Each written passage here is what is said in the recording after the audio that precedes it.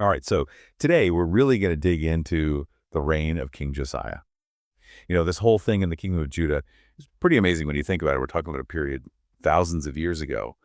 And what we know about it basically comes from one source, the book of 2 Kings. It's true. It's remarkable how much we can learn from just this one book. It's like a window into this whole kingdom, right on the edge of change, trying to deal with its own problems and these powerful empires all around. Yeah, it's like this historical pressure cooker. Okay, so picture this. Judah, totally steeped in tradition, religions like the air they breathe. They have this incredible history, but also some serious issues to deal with. And right in the thick of it is Josiah, who becomes king. Are you ready for this? Scripture. At 8 years old. 8. Can you even imagine the pressure on this kid in an entire... It's mind-blowing. I mean, talk about pressure. History's full of these stories about leaders who started so young. It can go either way.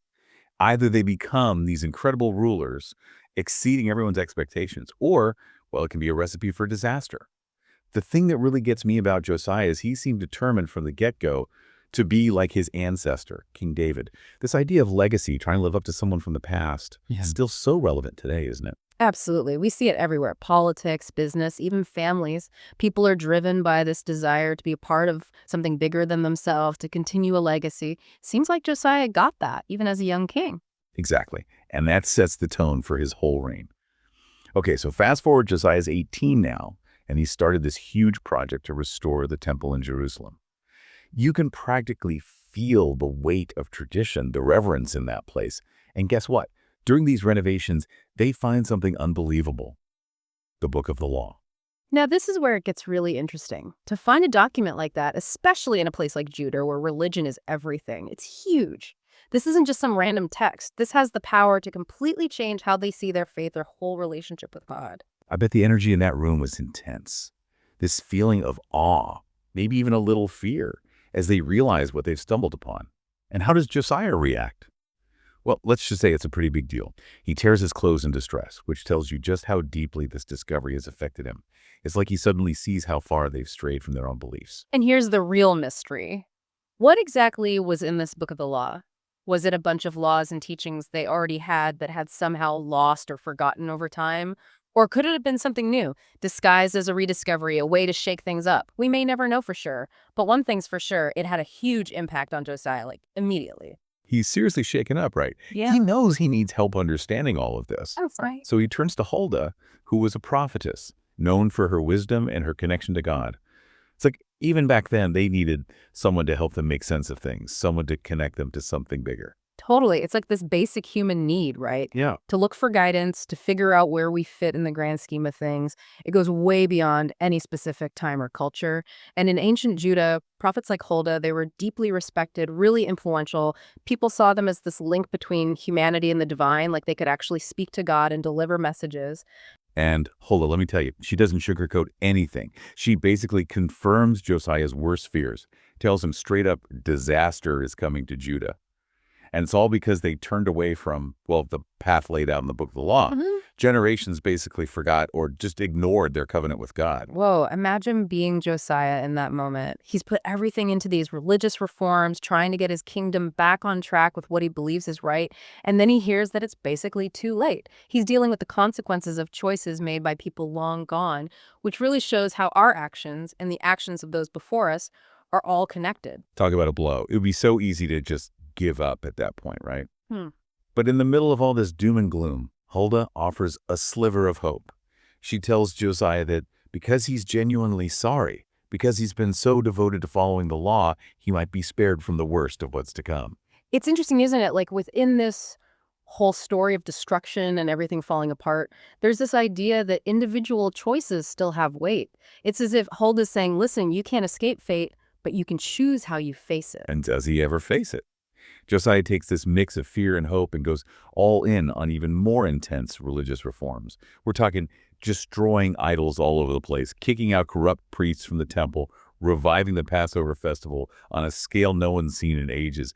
It's this complete religious makeover, and it all goes back to finding that one book and how Huldah interpreted its message. It makes you wonder what it was like to be there then, right? Did everyone just go along with these massive changes? Were there people holding on to the old ways, resisting this whole religious shakeup? And what about the political fallout? This wasn't just about spirituality, it had huge social and political consequences. Did it bring the kingdom together with this renewed sense of faith, or did it make things even worse, deepen the divisions in a kingdom that was already pretty fragile? It's this constant tension, isn't it? The way faith and politics are always intertwined, how beliefs can bring people together and tear them apart. Unfortunately for Judah, even Josiah's best efforts weren't enough to stop what was coming. Yeah, and we have to remember the geopolitical situation back then. During Josiah's reign, you've got these massive empires on the rise: Egypt, Babylon, all competing for control in the ancient Near East. Judah, like a lot of smaller kingdoms at the time, was stuck right in the middle of this power struggle. Talk about being caught between a rock and a hard place. It's like they're trying to keep their balance on this tightrope with these superpowers on either side, just waiting for them to slip up. Yeah, exactly. And the thing is that this wasn't just a problem back then. This whole thing with smaller nations trying to hold on to who they are, keep their independence with these bigger, more powerful countries pushing around. It's like a pattern throughout history. Even today, you see it playing out all over the world, just with different faces and different things at stake. Really makes you think about the domino effect, right? How even something that seems isolated is often part of a much bigger picture, these power dynamics at play. Absolutely. And for Judah, those bigger forces, they just proved too much in the end. So Josiah, tragically, he dies and his son Jehoahaz takes over.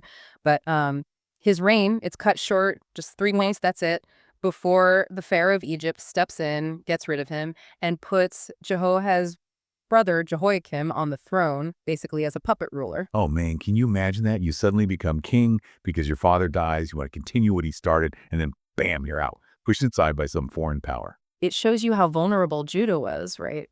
Their destiny wasn't really theirs to control anymore. And then you've got Jehoiakim stuck doing Egypt's bidding, trying to navigate these really complicated and dangerous political waters. And as if that weren't bad enough, there's a new player on the scene. The Babylonians, led by Nebuchadnezzar, they're building their own empire, and they've got their eye on expanding west, which basically puts them on a collision course with Egypt and, by extension, Judah. So now Judah's caught between a rock and a hard place. Yeah, Egypt and Babylon. It's like, what can they do? Right. You can practically feel the pressure building as these empires go head to head.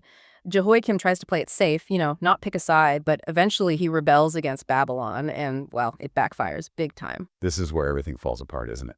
Yeah, it's not a pretty picture. Nebuchadnezzar, furious about the rebellion, lays siege to Jerusalem not once, but twice. The first time, Jehoiakim dies, and his son Jehoiachin becomes king. But he doesn't last long either, not even a year. Jerusalem falls to the Babylonians. Jehoiachin, along with a huge number of the elite, the best and brightest of Judah, are taken to Babylon, and this becomes known as the first wave of the Babylonian exile. It's just heartbreaking, to be ripped from your homeland, your family, everything you know. It's a truly tragic chapter in Judah's story, and what makes it even more tragic is that even after everything Josiah did, all the reforms, all his efforts, those things Huldah warned him about, they still happened. It makes you think about fate, like, are we really in control of our destiny, or are we all just playing our parts in some grand play that's already written? That's a question people have been wrestling with for centuries, and there's no easy answer. But maybe there's a different way to look at it. Instead of saying Josiah's reforms were pointless because they couldn't stop what was going to happen anyway, maybe they're proof of something else. The power of faith, of hope, of the human spirit, to keep striving for change even when things seem impossible. Yeah, it reminds us that our choices, what we do, it matters, even if we can't always control the outcome. Exactly. And Josiah's story, even though it ends in tragedy, it still speaks to people across time and cultures because it taps into something so human, this desire to live a life of purpose, to make a difference, to leave something behind, a legacy that outlives us. It's definitely a powerful legacy. Well, that was quite a deep dive, wasn't it? Full of drama, intrigue, and some really thought-provoking stuff about faith, leadership, and how humans are always searching for meaning and independence, even when the odds are stacked against them. It really makes you think. It does. To all our listeners out there, keep exploring these ancient stories, keep those questions coming, and see what speaks to you. You never know, you might find that stories about kings and prophets from thousands of years ago can still teach us something about ourselves and the world we live in today. That's it for this deep dive. Keep those minds curious, and we'll catch you next time. Welcome to Charlie and Mia's podcast. We're embarking on an exciting journey to read through the entire Bible in just 1 year. Every day, we dive into Scripture, exploring its meanings and how it applies to our lives today. We invite you to join us on this incredible adventure of learning and discovery. Don't forget to subscribe to our channel so you never miss an episode.